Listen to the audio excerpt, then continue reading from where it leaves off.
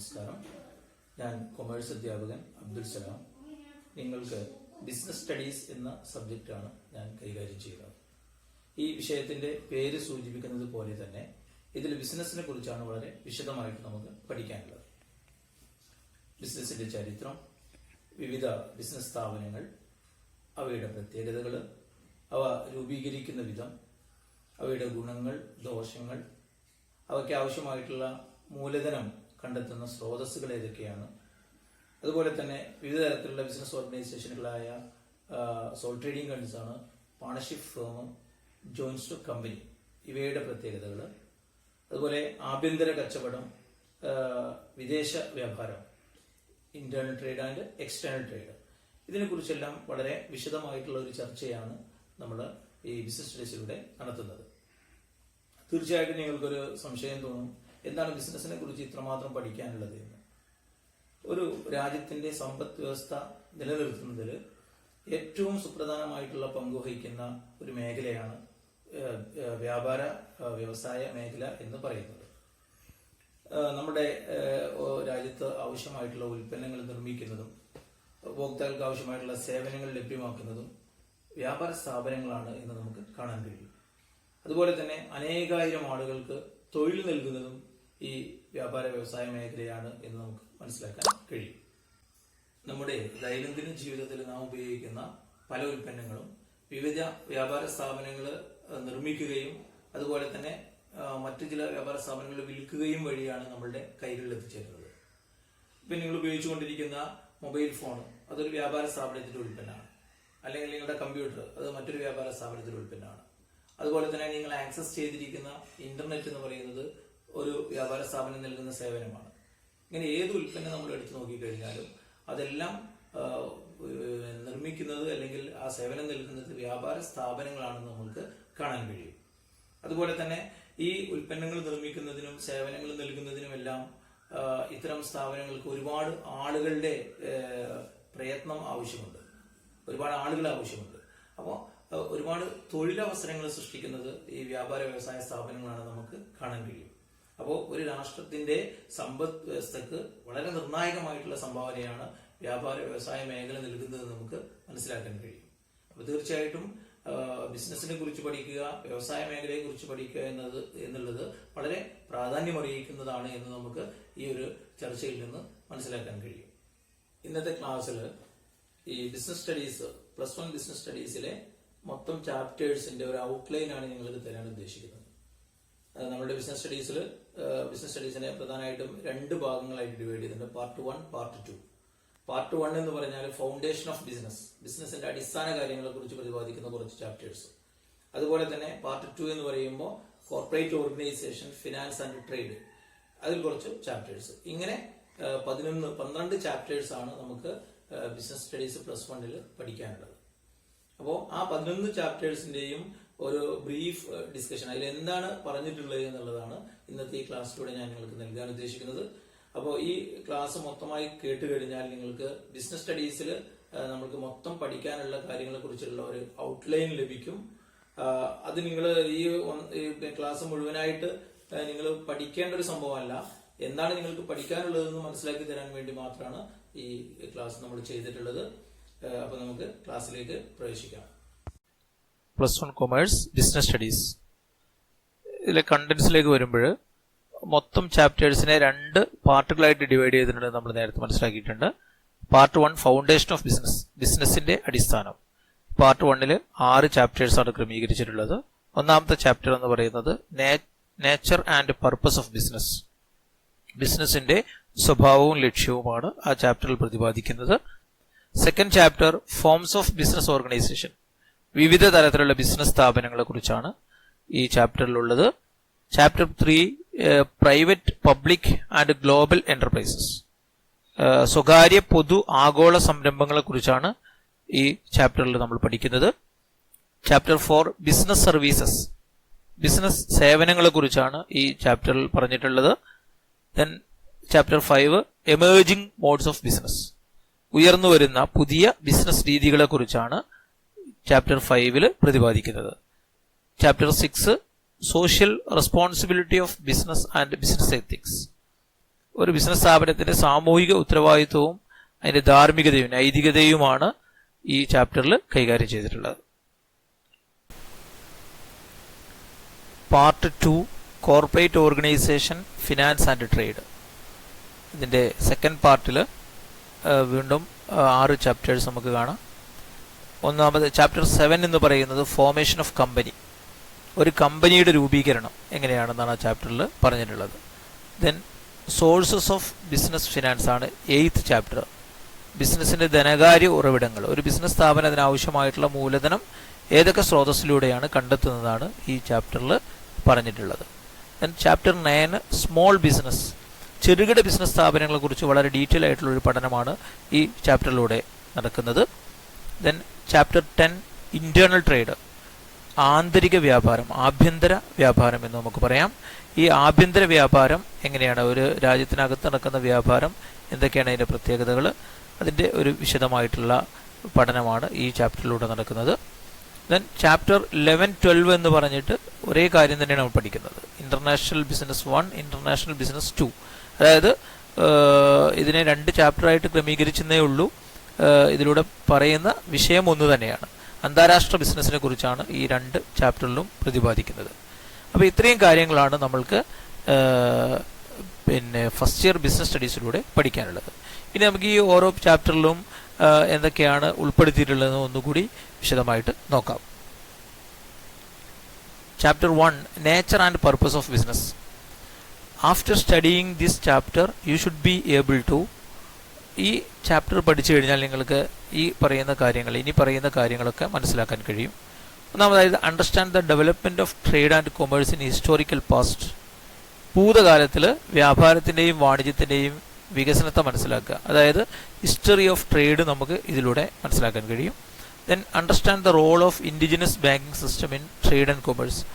വ്യാപാരത്തിലും വാണിജ്യത്തിലും തദ്ദേശീയ ബാങ്കിങ് സംവിധാനം, നാടൻ ബാങ്കുകൾ നമുക്ക് പറയാം, അതിൻ്റെ പങ്ക് എന്താണെന്നുള്ളത് ഈ ചാപ്റ്ററിലൂടെ നമ്മൾ പഠിക്കും. Then explain the concept and objectives of business. ബിസിനസ്സിൻ്റെ ആശയവും ലക്ഷ്യവും എന്തൊക്കെയാണെന്ന് ഈ ചാപ്റ്ററിലൂടെ നമ്മൾ മനസ്സിലാക്കും. Then discuss types of industries. വ്യവസായങ്ങൾ, ഏതൊക്കെ തരത്തിലുള്ള വ്യവസായങ്ങളുണ്ട് അവയെക്കുറിച്ചുള്ളൊരു ചർച്ച ഈ ചാപ്റ്ററിലുണ്ട്. Then explain the activities relating to commerce. വാണിജ്യവുമായി ബന്ധപ്പെട്ട പ്രവർത്തനങ്ങൾ, ഫങ്ഷൻസ് ഓഫ് കൊമേഴ്സ്, വാണിജ്യത്തിൻ്റെ പ്രവർത്തനങ്ങൾ എന്തൊക്കെയാണെന്നുള്ളത് ഈ ചാപ്റ്ററിലൂടെ നമ്മൾ മനസ്സിലാക്കും. Then describe the nature of business risk and their causes. ഒരു ബിസിനസ് ചെയ്യുന്ന സമയത്തുണ്ടാകുന്ന നഷ്ടസാധ്യതകൾ, നമുക്ക് ഉണ്ടാകാൻ സാധ്യതയുള്ള അപകട സാധ്യതകൾ, അതിൻ്റെ കാരണങ്ങൾ, അതിൻ്റെ സ്വഭാവമൊക്കെ നമ്മൾ ഇതിലൂടെ മനസ്സിലാക്കും. Then discuss the basic factors to be considered while starting a business. ഒരു ബിസിനസ് നമ്മൾ ആദ്യമായിട്ട് തുടങ്ങുമ്പോൾ എന്തൊക്കെ അടിസ്ഥാന ഘടകങ്ങളാണ് നമ്മൾ പരിഗണിക്കേണ്ടത്, ആ ബിസിനസ് വിജയപ്രദമാക്കാൻ എന്തൊക്കെ ഘടകങ്ങൾ നമ്മൾ പ്രത്യേക ശ്രദ്ധ ചെലുത്തണം എന്നുള്ളത് ഈ ചാപ്റ്ററിലൂടെ നമ്മൾ മനസ്സിലാക്കും. അങ്ങനെ ഒരു ബിസിനസ്സിൻ്റെ സ്വഭാവത്തെക്കുറിച്ച്, അതിൻ്റെ ഉദ്ദേശത്തെക്കുറിച്ച് വളരെ കൃത്യമായി പ്രതിപാദിക്കുന്നതാണ് ഫസ്റ്റ് ചാപ്റ്റർ എന്ന് പറയുന്നത്. ഇനി സെക്കൻഡ് ചാപ്റ്ററിലേക്ക് വന്നു കഴിഞ്ഞാൽ ഈ ചാപ്റ്ററിലൂടെ നമ്മൾ പഠിക്കുന്നത് identify different forms of business organisation. Business ഓർഗനൈസേഷൻ്റെ വ്യത്യസ്ത രൂപങ്ങൾ, ഏതൊക്കെ രീതിയിലുള്ള ബിസിനസ് ഓർഗനൈസേഷൻസ് ലോകത്ത് പ്രവർത്തിക്കുന്നുണ്ട്, ആ വ്യത്യസ്ത ബിസിനസ് ഓർഗനൈസേഷനെ കുറിച്ച് നമ്മൾ ഈ ചാപ്റ്ററിലൂടെ മനസ്സിലാക്കും. Then explain features, merits, limitation of different forms of business organisation.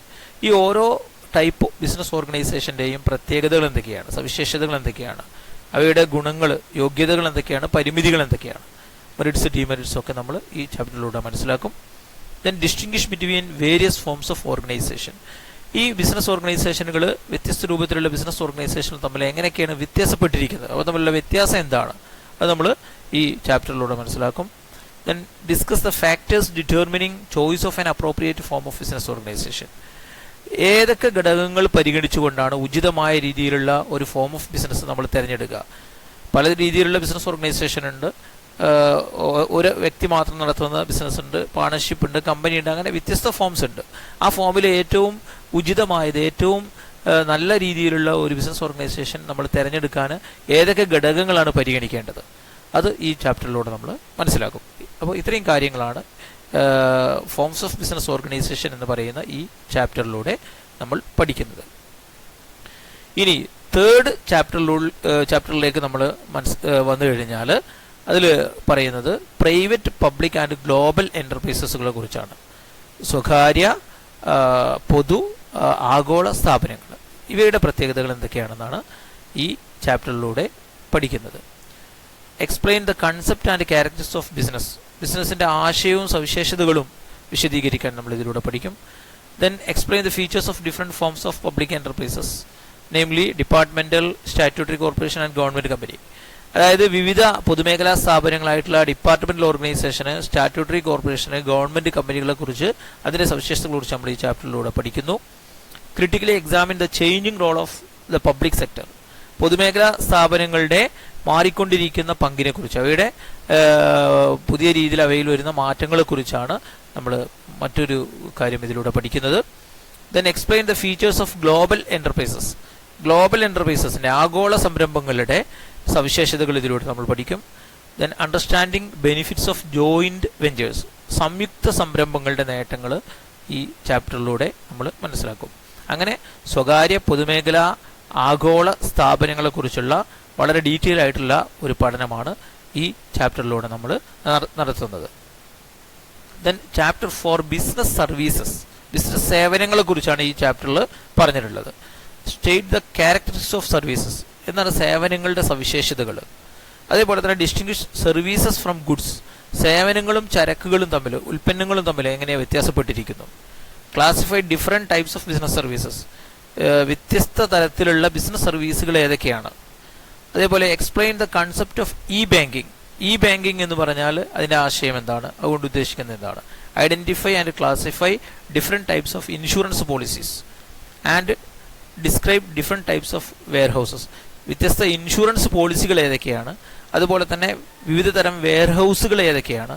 ഇങ്ങനെ ബിസിനസ് സേവനങ്ങളെ കുറിച്ചാണ് നമ്മൾ 4th ചാപ്റ്ററിലൂടെ പഠിക്കുന്നത്. ദെൻ 5th വന്നു കഴിഞ്ഞാൽ എമേർജിംഗ് മോഡ്സ് ഓഫ് ബിസിനസ്, പുതുതായി ഉയർന്നു വരുന്ന, വളർന്നു വരുന്ന ബിസിനസ് മേഖലകളെ കുറിച്ചാണ് ഈ ചാപ്റ്റർ പ്രതിപാദിക്കുന്നത്. State the meaning of E business, നമ്മൾക്കറിയാം ഇപ്പോൾ ഈ ബിസിനസിന്റെ കാലമാണ്, ഓൺലൈൻ ബിസിനസിന്റെ കാലമാണ്. ആമസോണും ഫ്ലിപ്കാർട്ട് അങ്ങനെയുള്ള സൈറ്റുകളൊക്കെ നമ്മൾ ഫെമിലിയർ ആണ്. അപ്പോൾ എന്താണ് ഇ ബിസിനസ് എന്നതാണ് ഇതിലൂടെ നമ്മൾ പഠിക്കുന്നത്. അതുപോലെ തന്നെ explain the process of online buying and selling as part of E business, ഈ ബിസിനസിന്റെ ഭാഗമായിട്ട് ഓൺലൈൻ വാങ്ങൽ വിൽപ്പന എങ്ങനെയാണ് നടക്കുന്നത് എന്നുള്ളതിലൂടെ നമ്മൾ പഠിക്കും. Then distinguish e business from traditional business, പരമ്പരാഗത ബിസിനസ്സും ഇലക്ട്രോണിക് ബിസിനസ്സും തമ്മിൽ എങ്ങനെ വ്യത്യാസപ്പെട്ടിരിക്കുന്നു. അതുപോലെ state benefits of switching over to electronic mode, നമ്മൾ ഇലക്ട്രോണിക് മോഡിലേക്ക് മാറുന്നത് കൊണ്ട് എന്തൊക്കെ ഗുണങ്ങളാണ് നമുക്കുള്ളത്. അതുപോലെ explain requirements for a firm's initiation into e business, ഒരു ബിസിനസ് ഈ ബിസിനസ്സിലേക്ക് മാറുന്ന സമയത്ത് അവർക്ക് എന്തൊക്കെ ആവശ്യങ്ങളാണുള്ളത്, എന്തൊക്കെ മുന്നൊരുക്കങ്ങളാണ് അവർ നടത്തേണ്ടത്. ഇതാണ് മറ്റൊരു topic. Then identify major security concern of electronic mode of doing business, ഇങ്ങനെ ഈ ബിസിനസ് ചെയ്യുമ്പോൾ ഏതൊക്കെ തരത്തിലുള്ള നഷ്ടസാധ്യതകളാണ്, അപകട സാധ്യതകളാണുള്ളത്, സുരക്ഷാ ആശങ്കകൾ എന്തൊക്കെയാണ്, ആണ് നമ്മൾ പഠിക്കുന്ന മറ്റൊരു വിഷയം.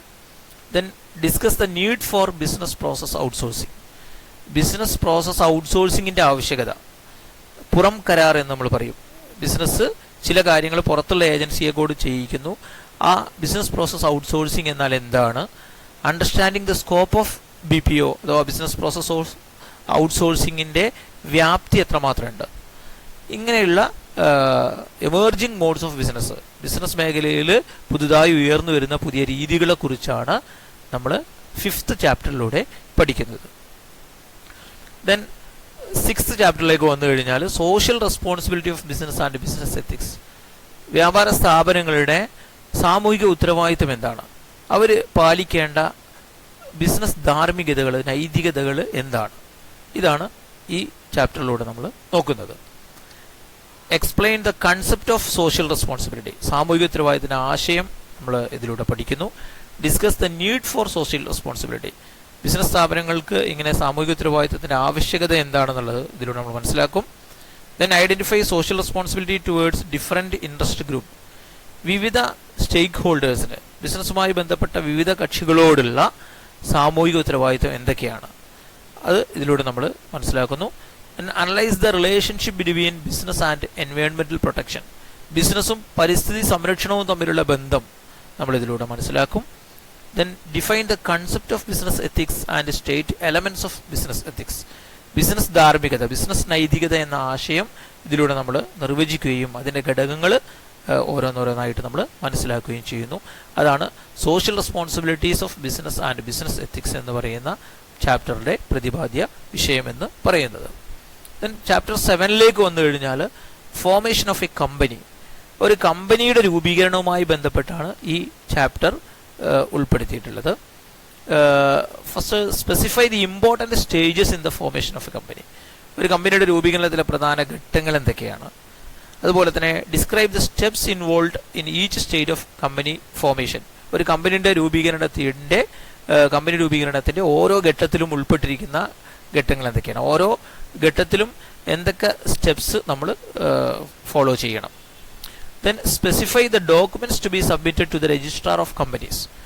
ഒരു കമ്പനി രജിസ്ട്രേഷൻ നടത്തുന്ന സമയത്ത് കമ്പനി രജിസ്ട്രാറുടെ മുന്നിൽ സമർപ്പിക്കേണ്ട രേഖകൾ ഏതൊക്കെയാണെന്ന് നമ്മൾ ഈ ചാപ്റ്ററിലൂടെ മനസ്സിലാക്കും. Then state the need of certificate of incorporation and certificate to commencement of business. അതായത് ഒരു കമ്പനിക്ക് ലഭിക്കേണ്ട 2 പ്രധാനപ്പെട്ട സർട്ടിഫിക്കറ്റുകളാണ് ഇവ, സർട്ടിഫിക്കറ്റ് ഓഫ് ഇൻകോർപ്പറേഷനും സർട്ടിഫിക്കറ്റ് ഓഫ് കമൻസ്മെന്റ് ഓഫ് ബിസിനസ്സും. ഇതിൻ്റെ ആവശ്യം എന്താണെന്നുള്ളത് ഈ ചാപ്റ്റർ നമ്മൾക്ക് മനസ്സിലാക്കി തരും. അപ്പോൾ ഇത്രയും കാര്യങ്ങളാണ് ചാപ്റ്റർ 7 ഫോർമേഷൻ ഓഫ് കമ്പനിയിൽ ഉൾപ്പെടുത്തിയിട്ടുള്ളത്.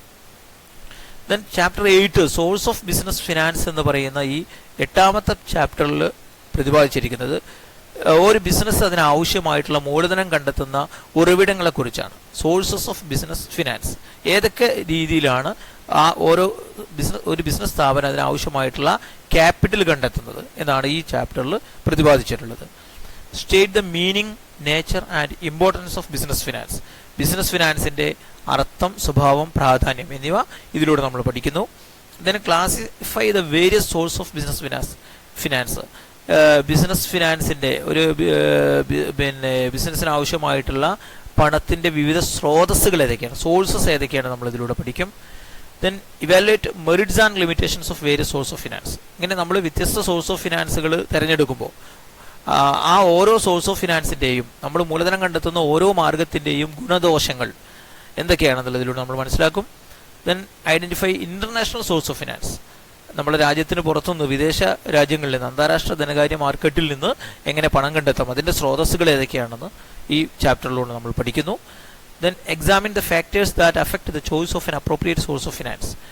ഒരു ഉചിതമായിട്ടുള്ള ഏറ്റവും നല്ല ഒരു സോഴ്സ് ഓഫ് ഫിനാൻസ് നമ്മൾ തിരഞ്ഞെടുക്കുന്നതിനെ ബാധിക്കുന്ന ഘടകങ്ങൾ എന്തൊക്കെയാണ്, എന്തൊക്കെ ഘടകങ്ങൾ പരിശോധിച്ചുകൊണ്ടാണ് നമ്മൾ ഒരു സോഴ്സ് ഓഫ് ഫിനാൻസ് ഏറ്റവും സ്യൂട്ടബിൾ ആയത് തിരഞ്ഞെടുക്കേണ്ടത്.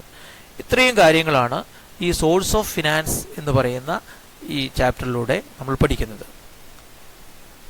Then small business, 9th chapter കൈകാര്യം ചെയ്യുന്നത് സ്മോൾ ബിസിനസ്സിനെ കുറിച്ചാണ്, ചെറുകിട വ്യാപാരങ്ങൾ. Explain the meaning and nature of small business. ഈ ചെറുകിട വ്യാപാരത്തിൻ്റെ അർത്ഥവും അതിൻ്റെ സ്വഭാവവും ഇതിലൂടെ നമ്മൾ മനസ്സിലാക്കും. Then understand the role of small business in India.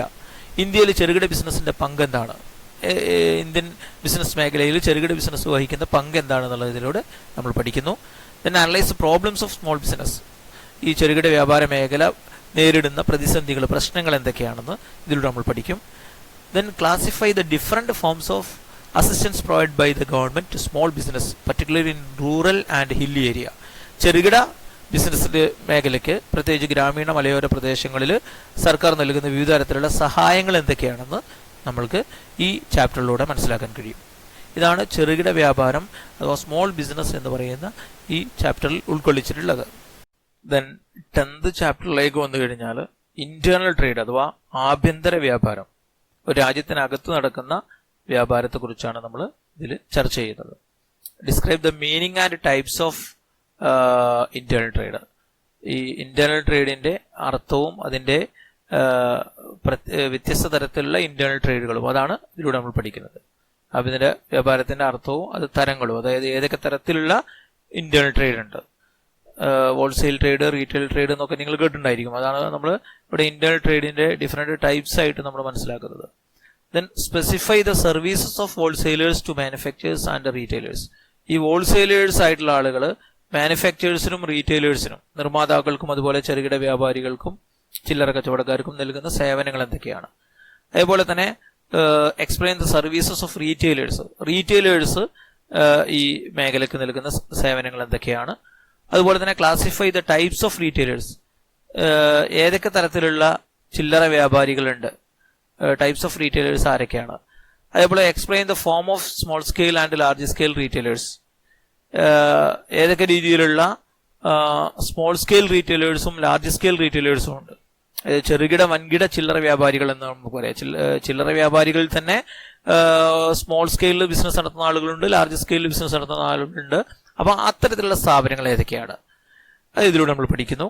Then state the role of chamber of commerce and industry in the promotion of internal trade. ആഭ്യന്തര വ്യാപാരത്തിന്റെ പ്രോത്സാഹനത്തിന് ചേംബർ ഓഫ് കൊമേഴ്സ് ആൻഡ് ഇൻഡസ്ട്രിയുടെ പങ്ക് എന്താണ് എന്നുള്ളത് ഇതിലൂടെ നമ്മൾ പഠിക്കും. Then understand the implementation of GST, goods and service tax. GST നടപ്പിലാക്കിയതിനെ കുറിച്ച് നമ്മൾ ഈ ചാപ്റ്ററിൽ ബ്രീഫായിട്ടൊന്ന് മനസ്സിലാക്കും. ഇത്രയും കാര്യങ്ങളാണ് ഇന്റേണൽ ട്രേഡ് എന്ന് പറയുന്ന ചാപ്റ്ററിലൂടെ നമ്മൾക്ക് പഠിക്കാനുള്ളത്. ദെൻ ലാസ്റ്റ് ചാപ്റ്ററിലേക്ക് വന്നു കഴിഞ്ഞാൽ അതാണ് ഇന്റർനാഷണൽ ബിസിനസ് എന്ന് പറയുന്നത്. ഇതിന് യഥാർത്ഥത്തിൽ 11, 12 എന്നിങ്ങനെ 2 ചാപ്റ്റർ ആയിട്ട് ഡിവൈഡ് ചെയ്ത് നമുക്ക് ബുക്കിൽ കാണാൻ കഴിയും. ഇന്റർനാഷണൽ ബിസിനസ്, അന്താരാഷ്ട്ര വ്യാപാരം, ഏറ്റവും പ്രധാനപ്പെട്ട ഒരു ചാപ്റ്ററാണിത്. ഇതിലൂടെ നമ്മൾ പഠിക്കുന്നത് state the meaning of international business, അന്താരാഷ്ട്ര ബിസിനസിന്റെ അർത്ഥം എന്താണ്. അതുപോലെ distinguish between internal and international trade, ആഭ്യന്തര വ്യാപാരവും അന്താരാഷ്ട്ര വ്യാപാരവും തമ്മിലുള്ള വ്യത്യാസം എന്താണ്. Discuss the scope of international business, international ബിസിനസിന്റെ, അന്താരാഷ്ട്ര ബിസിനസിന്റെ വ്യാപ്തി എന്താണ്. അതുപോലെ തന്നെ enumerate the benefits of international business. International business ഒരു രാജ്യത്ത് ഇന്റർനാഷണൽ ബിസിനസ് കൂടുതൽ ഉണ്ടായിക്കഴിഞ്ഞാൽ ആ രാജ്യത്തിന് ലഭിക്കുന്ന നേട്ടങ്ങൾ എന്തൊക്കെയാണ്. ഇന്റർനാഷണൽ ബിസിനസ്സിൽ ഒരു രാജ്യം ഫോക്കസ് ചെയ്യുകയാണെങ്കിൽ ആ രാജ്യത്തിന് ഏതൊക്കെ രീതിയിലുള്ള ബെനിഫിറ്റ്സ് ആണ് ലഭിക്കുക. Then discuss the documents required for import and export transaction. നമുക്കറിയാം അന്താരാഷ്ട്ര ബിസിനസ് എന്ന് പറഞ്ഞാൽ കയറ്റുമതി ഇറക്കുമതിയാണ്. അപ്പൊ അതിന് എന്തൊക്കെ രേഖകളാണ്, പ്രമാണങ്ങളാണ് അതിനാവശ്യമായി വരുന്നത്, അത് നമ്മൾ ഈ ചാപ്റ്ററിലൂടെ മനസ്സിലാക്കും. Then identify the incentives and schemes available for international firms. അന്താരാഷ്ട്ര ബിസിനസ് സ്ഥാപനങ്ങൾക്ക് ലഭ്യമായിട്ടുള്ള ആനുകൂല്യങ്ങളും പദ്ധതികളും. കാരണം ഒരു രാജ്യത്തിന്റെ ഇക്കണോമിക് ഡെവലപ്മെന്റിൽ ഏറ്റവും പ്രധാനപ്പെട്ട ഒന്നാണ് എക്സ്പോർട്ട് എന്നുള്ളത് നമുക്കറിയാം.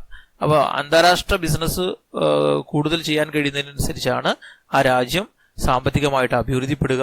അതുകൊണ്ട് തന്നെ അതിന്റെ പ്രോത്സാഹനത്തിന് വേണ്ടി ഗവൺമെന്റ് പല സ്കീമുകളും പുറപ്പെടുവിച്ചിട്ടുണ്ട്, ലഭ്യമാക്കിയിട്ടുണ്ട്. ആ സ്കീമുകളെ കുറിച്ചുള്ള ഒരു പഠനം നമ്മൾക്ക് ഈ ചാപ്റ്ററിൽ ലഭിക്കും. Then discuss the role of different organisations for the promotion of international business. അന്താരാഷ്ട്ര ബിസിനസ് പ്രൊമോഷനായിട്ട് വിവിധ സംഘടനകളുടെ പങ്ക്, ഈ അന്താരാഷ്ട്ര ബിസിനസിന്റെ വളർച്ചയ്ക്ക് വേണ്ടിയിട്ട് പ്രവർത്തിക്കുന്ന വിവിധ സംഘടനകളെ കുറിച്ച് നമുക്ക് ഇതിൽ പഠിക്കാൻ കഴിയും. Then list the major international institutions and agreements at the global level four the promotion of international trade and development. അന്താരാഷ്ട്ര വ്യാപാരത്തിന്റെയും വികസനത്തിന്റെയും ഉന്നമനത്തിനായിട്ട് ആഗോളതലത്തിൽ ഉള്ള പ്രധാന അന്താരാഷ്ട്ര സ്ഥാപനങ്ങളും കരാറുകളും നമ്മൾ ഇതിലൂടെ മനസ്സിലാക്കും. അപ്പൊ അങ്ങനെ ഇന്റർനാഷണൽ ബിസിനസിനെ കുറിച്ചുള്ള വളരെ ഡീറ്റെയിൽ ആയിട്ടുള്ള ഒരു പഠനമാണ് ഈ ചാപ്റ്ററിലൂടെ നടക്കുന്നത്. അപ്പോൾ നമ്മളുടെ ഫസ്റ്റ് ഇയർ ബിസിനസ് സ്റ്റഡീസിൽ ഇങ്ങനെ 11 ചാപ്റ്ററിലായി വളരെ വിശദമായിക്കൊണ്ട് ബിസിനസിനെ കുറിച്ച് നമ്മൾ മനസ്സിലാക്കുകയാണ്. അപ്പോൾ നിങ്ങൾക്ക് ഈ ഫസ്റ്റ് ഇയറിൽ പഠിക്കാനുള്ള, ബിസിനസ് സ്റ്റഡീസിൽ പഠിക്കാനുള്ള കാര്യങ്ങൾ എന്തൊക്കെയാണെന്നുള്ളതിന് ഒരു ഔട്ട്ലൈൻ ലഭിക്കാൻ വേണ്ടി, അതിൻ്റെ ഒരു മാതൃക ലഭിക്കുന്നതിന് വേണ്ടി മാത്രമാണ് ഈ വീഡിയോ ചെയ്തിട്ടുള്ളത്. ഇത് നിങ്ങൾ ആരും തന്നെ ഇരുന്ന് പഠിക്കേണ്ട ഒരു ക്ലാസ് അല്ല. ഇത് ജസ്റ്റ് കേട്ട് നമുക്ക് പഠിക്കാനുള്ള കാര്യങ്ങൾ ഇന്നതൊക്കെയാണെന്ന് മനസ്സിലാക്കാൻ വേണ്ടി മാത്രമുള്ളതാണ്. നമ്മളുടെ ഈ ഡിസ്കഷന് ഇവിടെ അവസാനിപ്പിക്കുകയാണ്. അപ്പോൾ നിങ്ങൾക്ക് ഈ ഫസ്റ്റ് ഇയറിൽ പഠിക്കാനുള്ള മൊത്തം ചാപ്റ്റേഴ്സിനെ കുറിച്ച് ഒരു ഐഡിയ കിട്ടുകയാണെന്ന് മനസ്സിലാക്കുന്നു. ബാക്കി ഓരോ ചാപ്റ്ററിൻ്റെയും വിശദീകരണം നമുക്ക് തുടർന്ന് നടത്താം. ഇന്നത്തെ ക്ലാസ് നമ്മൾ ഇവിടെ അവസാനിപ്പിക്കുന്നു. എല്ലാവർക്കും നന്ദി, നമസ്കാരം.